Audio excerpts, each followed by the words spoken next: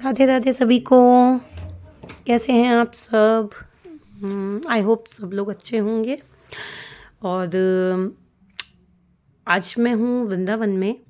Second day है मेरा वृंदावन में। इवन मैं कल सुबह 4 बजे पहुँच गई थी वृंदावन। तो उस समय को तो मैं शूट नहीं कर पाई। सुबह सुबह बारिश का समय था। अकेले आई हूँ, फैमिली के साथ नहीं आई। और सिर्फ एक ही दिन के लिए आई हूँ। एक्चुअली एक माता जी हैं जो कि अभी रिसेंटली यहाँ पर शिफ्ट हुई हैं, तो मैं उनसे मिलने के लिए आई थी। और अपने प्रभु से तो मिलने आई हूँ। तो मैं अभी उनके घर की तरफ ही जा रही थी। लेकिन वो फ़िलहाल यहाँ जॉब करने लगी हैं। सामने स्कूल है जो ये हेरिटेज, यहीं पर जॉब करती हैं वो। तो ये मैं मार्केट प्लेस में ही टहल रही थी, थोड़ा इधर उधर देखते हुए। उनके पास इस समय मैंने उनके घर में बैग वैग अपना छोड़ दिया था, क्योंकि मेरा प्रोग्राम थोड़ा सा चेंज हुआ था। मुझे वैसे 17 तारीख की सुबह 4 बजे निकलना था वापस अपने घर के लिए, मुरादाबाद के लिए। बट मैंने चेंज कुछ ऐसा हुआ कि माता जी से बात हुई मेरी, तो उन्होंने बोला कि वो 17 तारीख की शाम, यानी कि शाम 4 बजे निकलेंगी।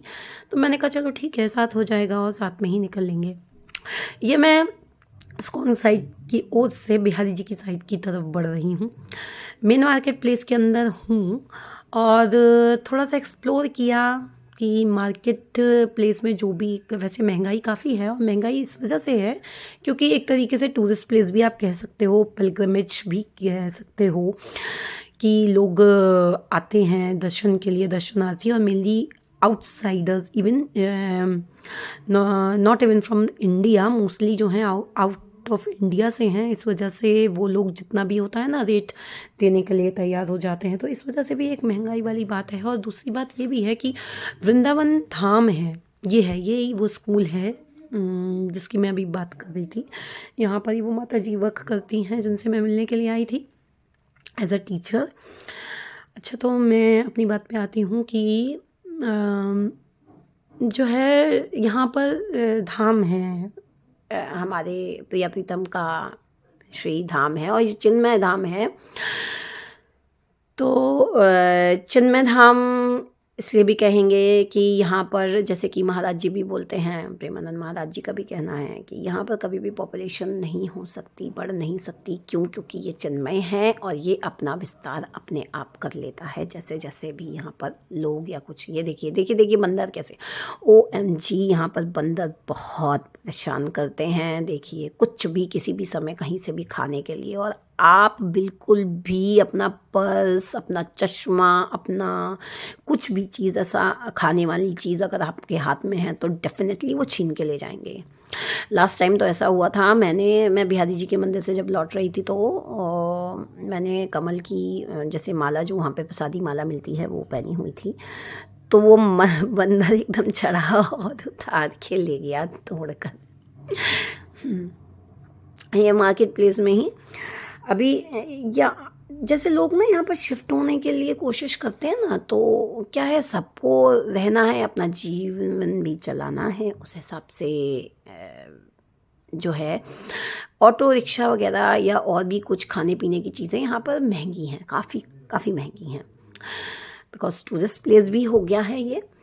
और आप ये देखोगे, मेरे साथ ऐसा हुआ कि जैसे एक ऑटो वाले थे भैया, उन्होंने मुझसे 50 रुपीज़ जिस जगह, जैसे इस्कॉन मंदिर तक जाने के मांगे। इस्कॉन मंदिर तक फ्रॉम यमुना जी के किनारे से मैंने लिया, तो उन्होंने 50 रुपीज़ मांगे। और एक लेडी बीच में ही चढ़ी, तो उनसे उन्होंने उतनी तो नहीं, मगर थोड़ा सा कम मेरे से होगा वो, उसके उन्होंने 10 रुपीज़ ले लिए। मैंने पूछा उनसे कि ऐसा आप क्यों कर रहे हो, तो कहने लगे कि जिसके पास जितना है उस हिसाब से हम ले लेते हैं। ये इस्कॉन मंदिर का साइड जो मैंने अभी दिखाया, पीछे ये निकला है ब्लू सा, ये इधर इनका मतलब चप्पल रखने का स्टोर। और यहाँ से ये मेन इस्कॉन मंदिर है, यहाँ पे एंट्री है, मेन गेट है ये इस्कॉन मंदिर का। तो महंगाई एज पर कोई ऐसा नहीं कह सकते हो कि कोई एक पर्टिकुलर रेट है जिस रेट के ऊपर आपको ऑटो मिलेगा या सामान मिलेगा। कोई सब अपने हिसाब से यहाँ पर है, जो कि मैंने यहाँ पर देखा। बाकी लोग आते हैं, गंदगी भी बहुत करते हैं लोग कुछ कुछ ही लोग ऐसे हैं जो ये समझ पाते हैं कि हमको सफाई रखनी चाहिए। ये दोपहर का समय था, काफ़ी खाली सड़कें थीं और यहाँ पर आपको देखने को मिलेगा कि लोग हर समय परिक्रमा भी करते रहते हैं। परिक्रमा मार्ग है ये और लगभग लोग चाहे सुबह हो, दोपहर हो या रात हो, लगभग परिक्रमा अपने अकॉर्डिंग जैसे जिसको समय मिलता है, जैसे जिसमें सामर्थ्य है, जितना है वो परिक्रमा करता है। यहाँ पर परिक्रमा अभी मैं आपको दिखाऊंगी, लोग आते जाते परिक्रमा करते हुए। और मैं अपना सौभाग्य समझती हूँ अचानक से मेरा बना वृंदावन धाम आने के लिए। अगर आप अभी तक नहीं आए हो तो आप आइएगा, मगर आने के बाद अगर आप यहाँ पर गंदगी देखते हो तो उसको साफ़ करने के लिए सोचिएगा। ये मत सोचिएगा, बिल्कुल भी ये मत कहिएगा कि यहाँ पर गंदा है, गलत है, बहुत बुरे लोग हैं, ये वो, क्योंकि ये धाम है, ये चिन्मय धाम है। यहाँ पर आप जो कहोगे, अच्छा कहोगे तो उसका भी 10 गुना फल आपको मिलेगा और बुरा कहोगे तो उसका भी। ऑटो रिक्शा वाले भी देख लीजिए इस समय खाली खड़े हैं, क्योंकि इस समय पे कोई शायद मंदिर जाने वाला नहीं है। क्यों? क्योंकि मंदिर इस समय पे बंद होते हैं। टाइम है अभी 2:30 बजे का और मैंने इस समय पे ली ई रिक्शा और मैं चल दी यमुना किनारे। मंदिर तो इस समय बंद होते हैं और 3-4 बजे मुझे निकलना था, इसलिए मैंने सोचा कि मैं यमुना किनारे जाकर थोड़ा देर समय वहाँ पे व्यतीत करूँगी। वैसे भी प्रेमानंद महाराज जी को जैसे हम सुनते हैं तो वो ये कहते हैं कि आप शुरू में गए हो, आप मंदिर घूमो, सब जगह के दर्शन करो, जाओ दर्शन करो, कोई प्रॉब्लम नहीं है। लेकिन धाम एक वो वृंदावन धाम एक ऐसा स्थान है जहाँ पे आप शांति से बैठ के भगवान का चिंतन, कहीं पर भी बैठ जाओ, किसी पेड़ के नीचे, यमुना के किनारे, यमुना जी के प्रणाम करना है। जिस समय आप पहुँचो तभी भी आप प्रणाम करो, वहाँ की धरती को प्रणाम करो, वृंदावन धाम को प्रणाम करो। और जिस समय आप वृंदावन धाम से आओ तब भी वहाँ पर आप प्रणाम करो। ये प्रीतम का चिन्मय धाम है। यहाँ पर किसी भी रूप में, किसी भी समय आपको प्रिया प्रीतम के दर्शन सौभाग्य से हो सकते हैं। यहाँ ब्रजवासी अगर कुछ कह भी दें तो आपको पलट के उनका जवाब गलत तरीके से नहीं देना है, नहीं तो आपको बहुत भुगतान करना पड़ सकता है। क्योंकि ये ब्रजवासी जो हैं भगवान के बहुत प्यारे माने जाते हैं और ये दिल से तो अच्छे होते हैं, मगर ज़ुबान के बड़े अक्खड़ स्वभाव के होते हैं। इसलिए आप बिल्कुल भी गलत मत सोचिएगा। ये मैं ई रिक्शा में बैठी हुई थी तो सारा शूट करते हुए आ रही हूँ कि मैं पहुँच रही हूँ यमुना किनारे। यही सोचा मैंने कि यमुना किनारे जाकर थोड़ा सा समय व्यतीत करूँगी, थोड़ी देर भगवान का चिंतन हो जाएगा। नहीं तो हबड़ा दबड़ी में हर बार ऐसा होता है, जल्दी मंदिर जाओ, अब ये मंदिर, अब वो मंदिर, अब वो मंदिर, अब वो मंदिर, ऐसे करते करते कब समय पास हो जाता है पता ही नहीं चलता है बिल्कुल भी।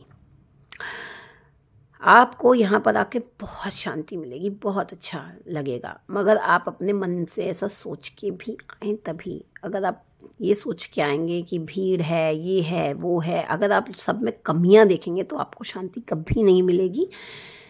देखिए संत लोग चल रहे हैं, संतों की ही नगरी है एक तरीके से। यहाँ ये भजन की नगरी है, यहाँ भजन किया जाता है।